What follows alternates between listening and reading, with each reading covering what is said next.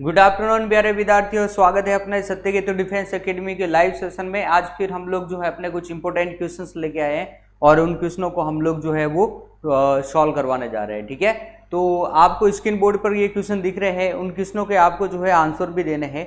तो हमारी सीरीज को स्टार्ट करने से पहले आप लोग जो है एक बार अपने लाइव सेशन में आ जाइए, फिर हम लोग जो है जल्दी से अपने जो है वो स्टार्ट करते हैं, बराबर ना। ओके, हाँ जी, या आशुतोष गोस्वामी। ओके, तो जल्दी से जल्दी लाइव आ जाओ। ओके, तेज सिंह राठौड़, हाँ जी, आप सभी को गुड आफ्टरनून। जल्दी, तेज सिंह राठौड़, जय हिंद, जल्दी करो। आशुतोष गोस्वामी, जय हिंद, जल्दी करो भाई, जल्दी आओ। 1 मिनट हम लोग जो है अपनी क्लास को जो है शेयर करने में लगाएंगे। सभी स्टूडेंट जो है एक बार अपनी क्लास को जो है जल्दी से जल्दी शेयर कर दो। GS राठौड़, शेरगढ़, जय हिंद। ओके, डी आंसर दे दिया है इन्होंने, ठीक है। ओके, चलो पहला क्वेश्चन हम लोग देख लेते हैं कि प्राकृतिक वर्ण सिद्धांत जो है वो किसका है। Lamarck, Mendel, Wesley and Darwin, तो किसका है?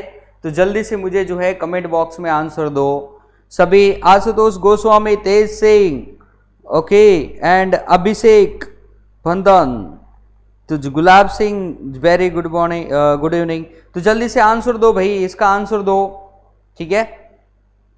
हाँ जी, प्राकृतिक वर्ण सिद्धांत जो है वो किसका है? @ अभी, जय हिंद, बहुत अच्छा। आगे, यस, डी आंसर दिया है, बहुत अच्छा, वेरी गुड, डी आंसर आया है। ओके, डोलाराम चौधरी, हाँ जी, D answer, very good. Okay, Tej Singh Rathore, D, very good. तो आपका आंसर जो है एकदम सही आंसर है। प्राकृतिक वर्ण सिद्धांत जो है वो किसने दिया था? आपने नेचुरल सिलेक्शन, जिसे हम लोग बोलते हैं नेचुरल सिलेक्शन, इंग्लिश में इसको क्या बोलते हैं? नेचुरल सिलेक्शन भी हम लोग कहते हैं। तो कई बार अपने एग्जाम में ये सब लिखा हुआ आता है कि नेचुरल सिलेक्शन किसने दिया। नेचुरल मतलब प्राकृतिक, सिलेक्शन मतलब वर्ण।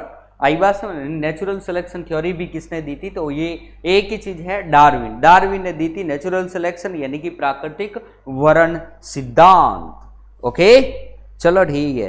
राम राम, राम राम भाई, Ram Ram. Ashutosh Goswami, very good, Darwin. चलो ठीक है, आगे चलते हम लोग नेक्स्ट क्वेश्चन की तरफ चलते हैं। अगला क्वेश्चन अपना कुछ इस प्रकार से है, देखो। जंतु विज्ञान का जनक कौन है? इसको तो बिना सोचे समझे हम लोगों को जो है फटाक से आंसर दे देना है। इसमें कोई ज्यादा सोचने वाली बात है नहीं कि जंतु विज्ञान का जनक कौन है। ये तो बहुत सिंपल जो है आंसर दिया गया है, बराबर ना। जंतु विज्ञान, जंतु विज्ञान को इंग्लिश में हम लोग क्या बोलते हैं? जूलॉजी, यानी इसका जो है जनक कौन है? Option A Newton, option B Theophrastus, option C अरस्तु एंड ऑप्शन डी डार्विन। तो जल्दी से मुझे इस कमेंट बॉक्स में इसका आंसर लिख के दो, क्या होगा? वेरी गुड, ये अपने GS राठौड़, शेरगढ़, इनका सबसे पहले आंसर आया। डोलाराम चौधरी, सी, @ अभी, बहुत अच्छा, वेरी गुड। तेज सिंह राठौड़, आशुतोष गोस्वामी, अरस्तु, जल्दी भेजो जल्दी, बहुत अच्छा, अरस्तु आ चुका है, बहुत अच्छा। जंतु विज्ञान के जनक को हम लोग क्या बोलेंगे? अरस्तु, वेरी गुड, बहुत अच्छा। यानी कि इसका आंसर क्या हो जाता है? ऑप्शन नंबर सी, जंतु विज्ञान। तो प्यारे विद्यार्थियों, थियोफ्रेस्टस जो है वो किसके जनक है? तो हम लोग यहाँ पर लिख देते हैं, थियोफ्रेस्टस जो है वो अपने वनस्पति विज्ञान के जो है वो क्या है? जनक है, बराबर ना। न्यूटन की अगर मैं बात करता हूं तो न्यूटन भाई साहब जो है वो भौतिकी के जनक है, यानी भौतिक फिजिक्स के जनक कौन है? तो न्यूटन है। अरस्तु जो है जीव विज्ञान के भी जनक है, जंतु विज्ञान के भी जनक है, ध्यान में रख लेना। बायोलॉजी का हम लोग किसको बोलते हैं? फादर ऑफ द बायोलॉजी, तो हम लोग कहेंगे अरस्तु। जीव विज्ञान का जनक या जंतु विज्ञान का जनक, ठीक है ना। जीव विज्ञान को हम लोगों ने जो है 2 पार्ट में डिवाइड करके रखा है। एक हमारे पास में आती है वनस्पति विज्ञान और एक हमारे पास में आती है जंतु विज्ञान। ओके, तो जीव विज्ञान का जनक कौन है? तो भी अरस्तु। जंतु विज्ञान का जनक कौन है? अरस्तु। वनस्पति विज्ञान का जनक कौन है? थियोफ्रेस्टस। भौतिक विज्ञान का जनक कौन है? न्यूटन। और रसायन विज्ञान का जनक कौन है? तो हम लोग कह देंगे रसायन। इसका रसायन विज्ञान का जनक कौन है? तो लेवासिय। किसे बोलते हैं? लेवासिय।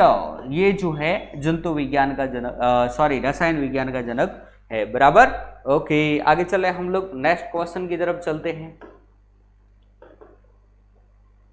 देखो, साइटोलॉजी, साइटोलॉजी इस साइंस के अंतर्गत हम लोग जो है किसका अध्ययन करेंगे? साइटोलॉजी के अंतर्गत किसका अध्ययन किया जाता है? जल्दी से कमेंट बॉक्स में बताओ।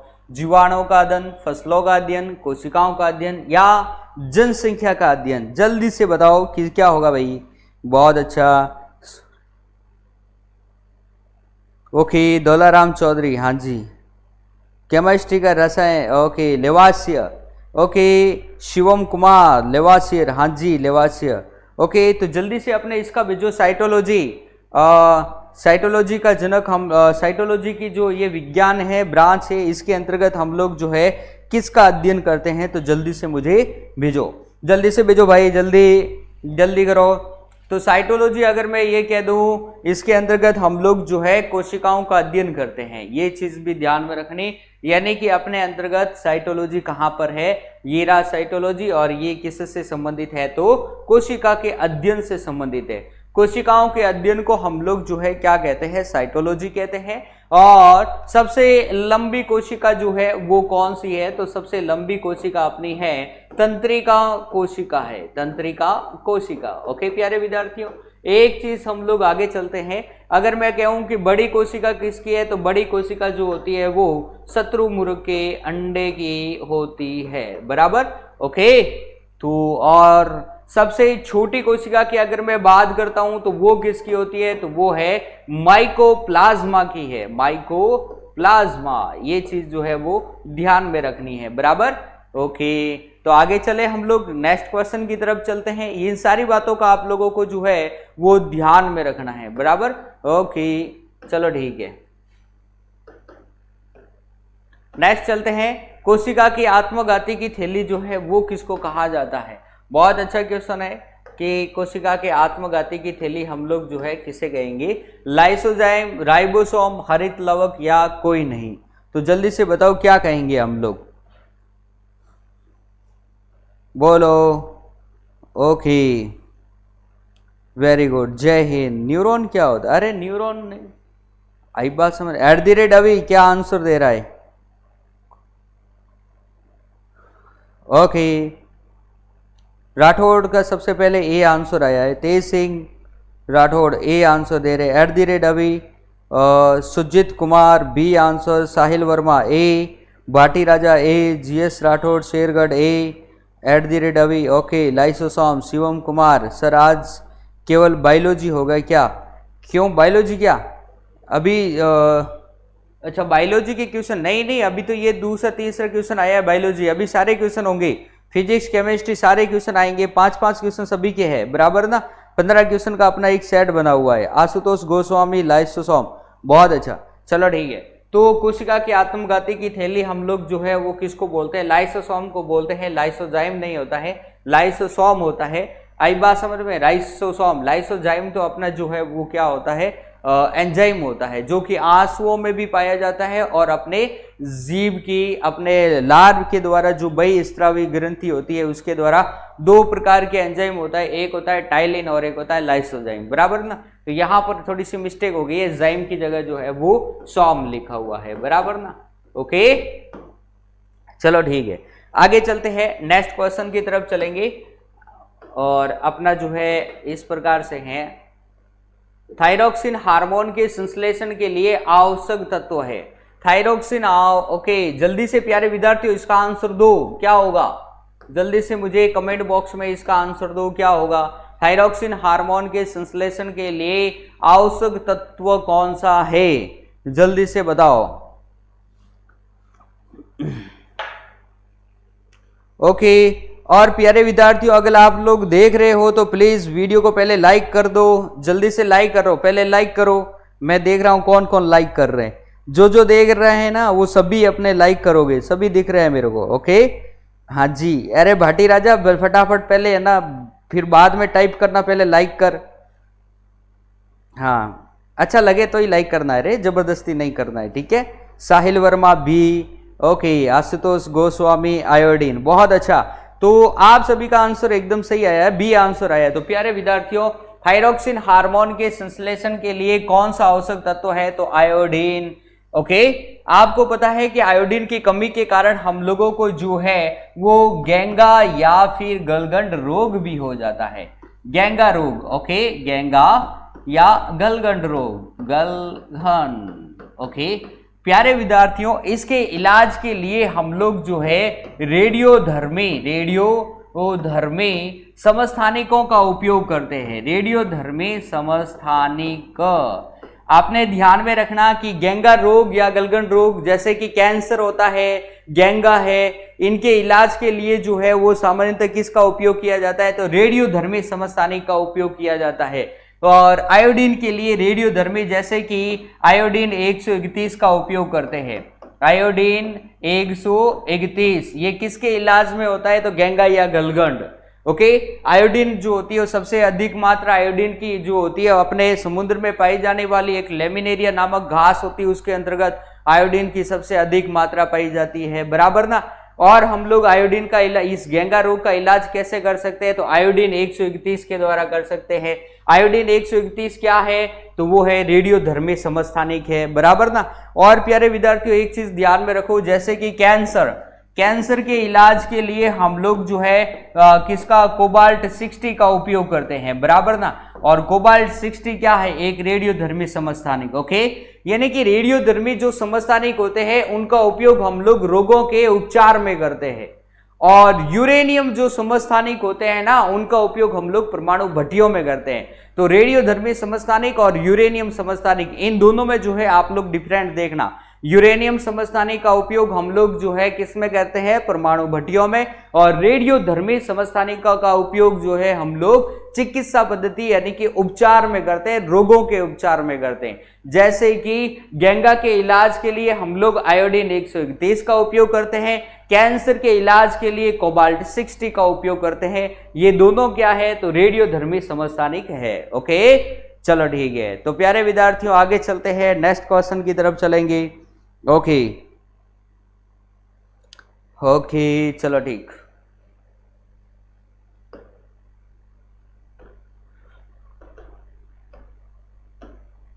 इलेक्ट्रॉन की खोज किसने की, तो जल्दी से बताओ इलेक्ट्रॉन की खोज जो है वो किसने की है। Thomson, Niels Bohr, Rutherford and Faraday. जल्दी से बताओ रे क्या होगा। Indian boy Shivam Kumar, okay Bhati Raja, okay Kesh Singh, Shivam Kumar, बहुत अच्छा, very good. Okay Sahil Verma का सी आंसर सबसे पहले आया है। राठौड़ शेरगढ़ का ए, राठौड़ शेरगढ़ से आंसर दे रहे ए। दोलाराम चौधरी का A, Khet Singh A, Tej Singh A, Shivam Kumar A answer. @ अभी साहिल वर्मा, हाथी सिंह सोलंकी, बहुत अच्छा।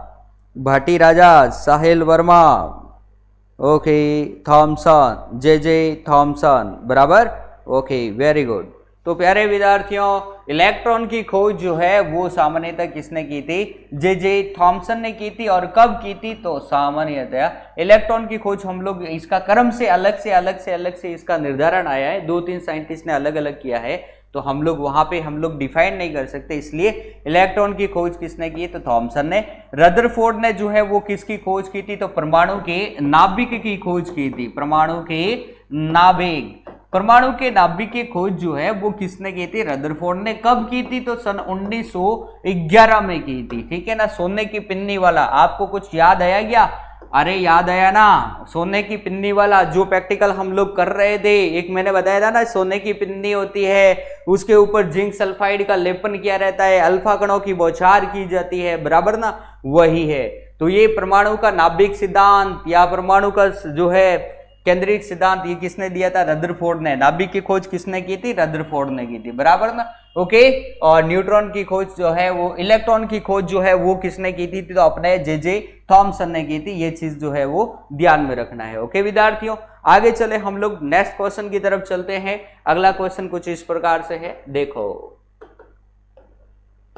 यस, कारों ट्रकों तथा बसों में प्रयुक्त शीशे की बैटरियों में किसका उपयोग किया जाता है। क्वेश्चन को बिना पढ़े ही इसका आंसर देना चाहिए, ऐसे क्वेश्चनों को तो पढ़ना ही नहीं चाहिए, सीधा आंसर ही देना चाहिए। ओके तो बताओ क्या होगा रे,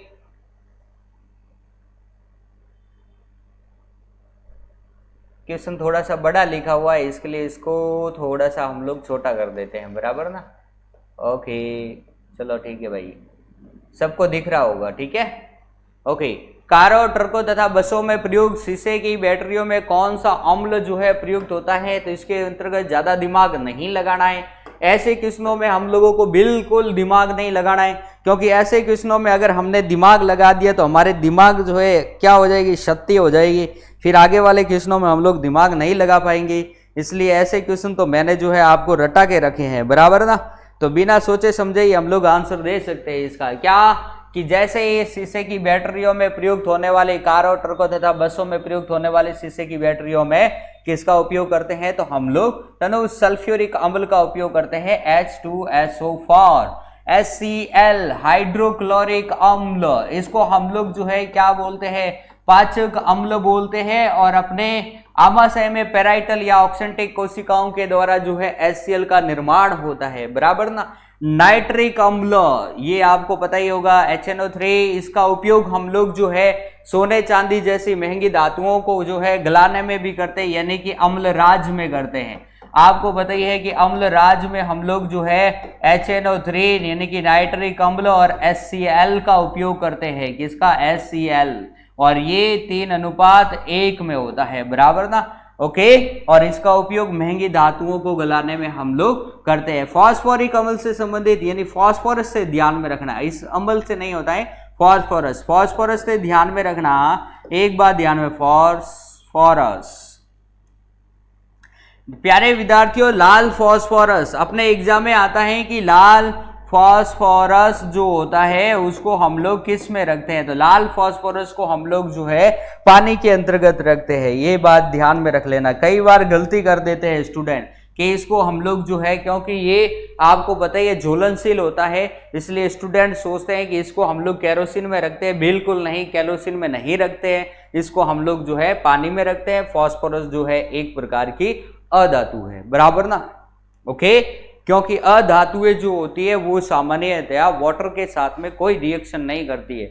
जैसे कि सोडियम एक अपना क्या है, धातु है, उसको अगर हम लोग अपने जल में डालेंगे तो जल पर जो है नृत्य करने वाली हम लोग क्या बोलते हैं, उसको मेटल कहते हैं। ओके, तो सोडियम को तो हम लोग जो है केरोसिन में रखते हैं, सोडियम और पोटेशियम दोनों को, और लाल फास्फोरस को हम लोग जो है किस में रखेंगे, पानी में रखेंगे। ये क्वेश्चन है, अच्छा क्वेश्चन है, अपने एग्जाम में पूछा हुआ है इसलिए बता रहा हूं, बराबर ना। ओके, आगे चलते हैं नेक्स्ट क्वेश्चन की तरफ। पोटेशियम का जो है लैटिन नाम क्या है, ऐसे क्वेश्चनों के ऊपर भी जो है अपने को ज्यादा दिमाग नहीं लगाना है, क्योंकि ऐसे क्वेश्चन तो हम लोगों को आना ही चाहिए, बराबर। ओके, हाँ जी, सोडियम को केरोसिन में रखते, हाँ बिल्कुल रखते हैं भाई दौलाराम। जय श्री खाटू वाले श्याम बाबा, आ गए कुंदन सिंह। ओके, हाँ जी, चलो ठीक है। हाँ, दौलाराम चौधरी, माचिस में लाल फास्फोरस, ठीक है ना। ए शिवम कुमार जो है आंसर बी दे रहे हैं, मोनो सिंह ए आंसर आ रहा है, बहुत अच्छा, वेरी गुड। शिवम कुमार का जो है बी आंसर आ रहा है। भाई बी कैसे आ रहा है राजा, बी नहीं देना है, सही क्वेश्चन को समझो। बी आंसर कैसे दे रहा है शिवम कुमार, ए आंसर, और ये साहिल वर्मा भी बी आंसर आ रहा है। बी आंसर क्यों दे रहा है, ठीक है, क्वेश्चन को सही पढ़ो। ओके, मैं बता देता हूं रे, बी आंसर क्यों दे रहे हो रे, @ अभी बी आंसर कैसे दे रहा है भाई। ओके, हाथी सिंह सोलंकी बिल्कुल सही है, ठीक है ना। कुंदन सिंह, ओके कोई बात नहीं, चलो ठीक है। तो प्यारे विद्यार्थियों देखो, इस प्रकार के ऐसे क्वेश्चनों में क्या ए बी करके रखे हो रे। देखो, पोटेशियम को हम लोग किससे दर्शाते हैं, तो सीधी सी बात है के से दर्शाते हैं। सोडियम को किससे दर्शाते हैं, तो Na से दर्शाते हैं। ऐसे ही सोने को किससे दर्शाते हैं, तो Au से दर्शाते हैं। चांदी को किससे दर्शाते हैं, तो Ag से दर्शाते हैं। पता है ना, ये तो सबको पता है, क्योंकि ये मैं करवा चुका हूं क्लास में। ये तो नॉर्मल चीजें थे भाई। इसका K का मतलब होता है पोटेशियम, Na का मतलब होता है सोडियम, Au का मतलब होता है सोना, और चांदी का मतलब Ag होता है। तो लाला यहाँ के दे रखा है, तो यहाँ सीधी सी बात है कि इसका लैटिन नाम जो है वो क्या होगा, कैलियम होगा। ये चीज के से स्टार्ट होता है, कैलियम, बराबर ना। Na से मतलब क्या होता है, नेट्रियम। ये चीज जो है ध्यान में रखना, इसको हम लोग, इसका क्या होता है, नेट्रियम, बराबर ना। इसका कैलियम, Na से क्या होगा, नेट्रियम, K से क्या होगा, कैलियम, और Au ये किसको, सोने को बोलते हैं, इसको बोलते हैं अयूरियम, अयूरियम, बराबर ना। ओके, ये इसका लैटिन नाम है। और Ag मतलब क्या होता है, चांदी, इसको बोलते हैं अर्जेंटिनम, अर्जेंटिनम, बराबर ना। ये इसके हो गए लैटिन नाम, बराबर ना। तो कैलियम, अब ध्यान में रखना पोलियम नहीं होगा, पोलियम को हम लोग जो है PO से दर्शाते, क्या पोलियम होता है। तो आई बात समझ में, कैलियम, ये कैलियम दे रखा है, तो कैलियम किसका होगा अपना, देखो इसका होगा, ये पोटेशियम यानी कैलियम, ये होगा अपना सी आंसर होगा। आई बात समझ में। नेट्रियम किसका होता है, तो सोडियम का होता है, Na, ये चीज यहां पर रही, बराबर ना। ओके, समझ में आ गया ना, समझ में आ गया तो एक बार यस लिखकर भेज दो फटाफट। ओके,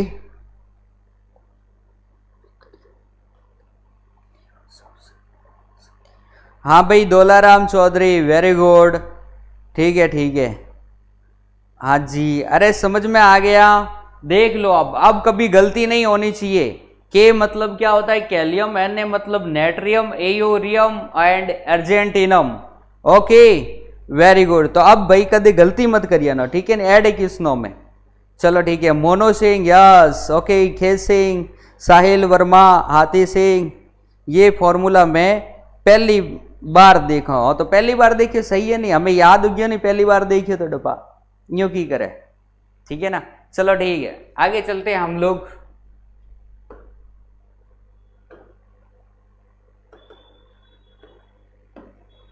एलपीजी में मुख्यतः है, एलपीजी में मुख्यतः क्या होता है बता दो। अब इस ऐसे क्वेश्चनों में भी अपनी एनर्जी वेस्ट नहीं करनी है, फटाफट आंसर दो।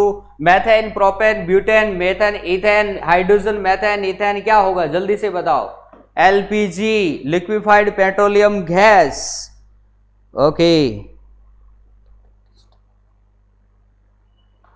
ओके, चलो ठीक है, जल्दी से बताओ।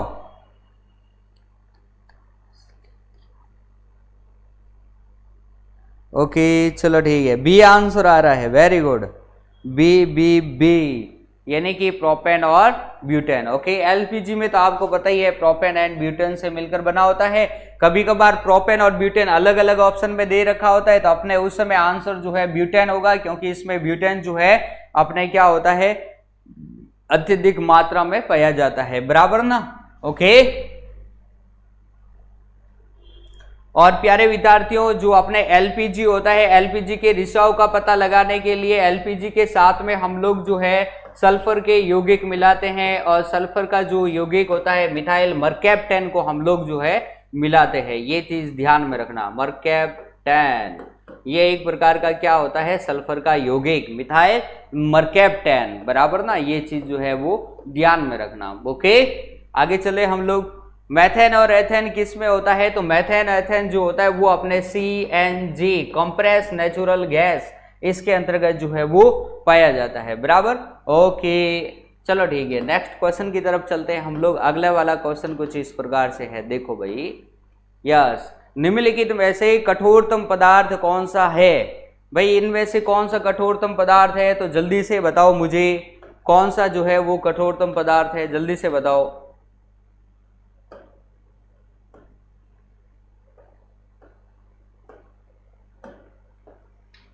ओके, निम्नलिखित में से कठोरतम पदार्थ कौन सा है, हीरा, संगमरमर, ग्रेफाइट एंड पत्थर का कोयला। तो जल्दी से बताओ क्या आंसर होगा। सर संयोजकता कैसे निकले मुझे, अरे राजा संयोजकता भाई, अरे क्या संयोजकता कर रहा है। अभी कुंदन सिंह रुक, अभी 2 मिनट में मैं बता रहा हूँ, ठीक है। AH कुंदन सिंह, चलो ठीक है। ए हीरा हीरा हीरा, चलो ठीक है भाई, ओके ठीक है। Okay, hero diamond, very good. तो प्यारे विद्यार्थियों इधर से देखो, निम्नलिखित में से कठोरतम पदार्थ कौन सा है, तो अपना कौन सा होगा, हीरा। हीरा जो है वो प्रकृति का सर्वाधिक जो है कठोर पदार्थ है। ये चीज ध्यान में रखना कि प्रकृति का सर्वाधिक कठोर पदार्थ कौन सा है, प्रकृति, या फिर ऐसे ही लिखा हुआ है कि सर्वाधिक कठोर पदार्थ कौन सा है, तो उसका आंसर क्या होगा, हीरा। लेकिन मानव द्वारा निर्मित सर्वाधिक कठोर पदार्थ कौन सा है, तो वो अपना कौन सा हो जाएगा, फ्लोरीन हो जाएगा। ये चीज जो है वो ध्यान में रखना, फ्लोरीन, बराबर ना। ओके, हाँ भाई कुंदन सिंह क्या संयोजकता कर रहा है, देख अब संयोजकता सीख ले अभी भाई, संयोजकता देख लो 2 मिनट के लिए, संयोजकता देख लो, ठीक है। देख कुंदन सिंह संयोजकता कैसे निकालते हैं, पहले मैं इसको थोड़ा सा सेव कर लेता हूं। ओके, ये हो गया। अब देख ले, हाँ ओके, हाँ देख कुंदन सिंह, अपने संयोजकता को हम लोग जो है कैसे प्रदर्शित करते हैं, संयोजकता किसे बोलते हैं, संयोजकता, संयोजकता हम लोग क्या बोलते हैं, किसी भी परमाणु के बाह्यतम कक्ष में उपस्थित जो इलेक्ट्रॉन होता है ना, उसको दूसरे इलेक्ट्रॉनों से संयोग करने की जो क्षमता होती है, उसे हम लोग क्या बोलते हैं, संयोजकता। मैं एग्जाम्पल के द्वारा समझाता हूं। एग्जाम्पल के लिए देख भाई, जैसे कि अपना आपको पता है कि पहले कक्ष में इलेक्ट्रॉन कितने बढ़ते हैं, 2, दूसरे कक्ष में कितने आते हैं, 8, तीसरे में कितने आते हैं, 8, चौथे में कितने आते हैं, 18। इस प्रकार से 2, ये देखो, ये कक्ष भरने का, इलेक्ट्रॉन के कक्ष भरने का एक क्या होता है, अपने क्रम होता है। इस प्रकार से पहले कक्ष में 2 आएगा, दूसरे में 8 आएगा, तीसरे में 8, चौथे में 18, 18 और 32। इस प्रकार से जो है वो अपने क्रम में इलेक्ट्रॉन भरे जाएंगे, राइट है। अब मैं संयोजकता बता रहा हूं, देख प्यारे, जैसे कि हाइड्रोजन है, हाइड्रोजन का परमाणु क्रमांक कितना होता है, तो 1 होता है, बराबर ना। तो अब इसके एक, इसके अंतर्गत इलेक्ट्रॉन भर, ये पहले में कितने आएंगे, तो 2 आएंगे, ये 2, ये 1 है हाइड्रोजन का परमाणु क्रमांक 1। अब इसको जो है अपने कक्ष को पूरा करने के लिए कितने इलेक्ट्रॉनों की आवश्यकता होती है, तो 1 ही होगी। जब ये 1 आ जाएगा तब इसका ये कक्ष जो है वो क्या हो जाएगा, पूरा भर जाएगा, बराबर ना। तो हाइड्रोजन या तो इस 1 को छोड़ दे या फिर 1 को लेकर के अपना अष्टक जो है वो पूरा कर दे। तो सामान्यतः जो है ये हाइड्रोजन अपने अष्टक को पूरा करने की कोशिश करता है, इसलिए एक हाइड्रोजन, एक इलेक्ट्रॉन और लेने की कोशिश करके इस अष्टक को पूरा करता है, बराबर ना। तो एक इलेक्ट्रॉन लेने की ये जो क्षमता है, इसी को हम लोग क्या बोलते हैं, संयोजकता। तो हाइड्रोजन की संयोजकता कितनी हो गई, 1 हो गई। आई बात समझ में। हाइड्रोजन, हीलियम, अब हीलियम का देख परमाणु क्रमांक कितना होता है, ठीक है ना। हाइड्रोजन, हीलियम, लिथियम, अब इसी प्रकार से लिथियम का देख ले, बेरिलियम का देख ले, ये कितने आ गए, 3, 2 और कितने आ गए, 4, बोरॉन का 5, ठीक है। परमाणु क्रमांक मैं बता रहा हूं, अभी निकाल के बता रहा हूं। कार्बन 6, नाइट्रोजन 7, इनका मैं अभी संयोजकता निकाल के बता रहा हूं, ठीक है। जैसे कि मैंने अभी निकाल दी 7, ये अपने न्यूट्रॉन, सॉरी नाइट्रोजन का परमाणु क्रमांक कितना है, 7। अब देख पहले कक्ष में कितने इलेक्ट्रॉन भरे जाते हैं, 2, ये मैंने भर दिए 1 और 1, 2, ये 2। अब कितने बच गए, 7 में से 2 गए, पीछे क्या बचे, 5, और दूसरे कक्ष में मैं 5 भर देता हूं, 1, 2, 3, 4, 5, और दूसरे कक्ष में टोटल इलेक्ट्रॉन कितने आते हैं, तो 8, खाली कितने रह गए, 5 आ गए। अब खाली कितने रह गए, 3 खाली रह गए, बराबर ना। इसमें तो ये क्या करेगा, या तो इन 5 को जो है वो क्या कर दे, छोड़ दे और अपना ये अष्टक पूरा रखे, या फिर ये 3 इलेक्ट्रॉन और ले ले और अपने अष्टक को पूर्ण कर दे। आई बात समझ में ना। तो क्या करेगा, 5 को छोड़ना तो थोड़ा मुश्किल काम है, इसलिए ये क्या करेगा, 3 को ये क्या करेगा, ले लेगा, इसलिए 3 लेकर के ये अपने अष्टक को पूरा करेगा, इसलिए इसकी संयोजकता कितनी है, तो 3 है, बराबर ना। तो भाई अभी समझ में आ गया होगा कुंदन सिंह, अब तो समझ में आया क्या, अरे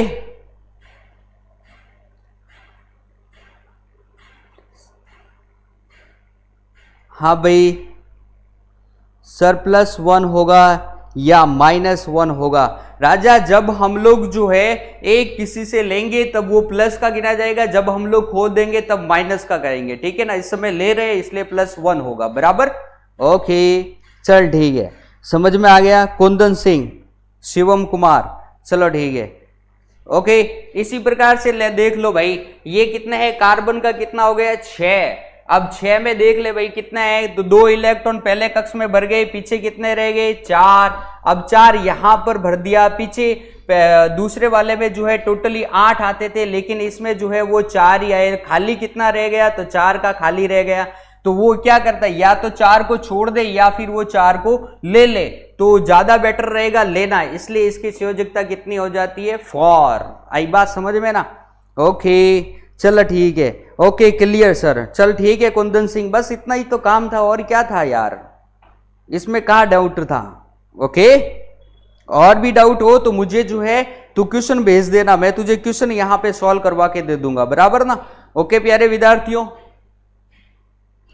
ओके प्यारे विद्यार्थियों, तो आज का सेशन हम लोग यहीं पे फिनिश करते हैं। कुछ नया सीखा हम लोगों ने संयोजकता के बारे में, बराबर ना? ये टेक्निकल का टॉपिक है, इसलिए कोई बात नहीं, आपको भी आना चाहिए प्रत्येक को, बराबर। ओके प्यारे विद्यार्थियों, तो कल फिर हम लोग जो है कुछ नए क्वेश्चनों के साथ में और मिलेंगे। तब तक के लिए आप सभी को मेरा जय हिंद जय भारत।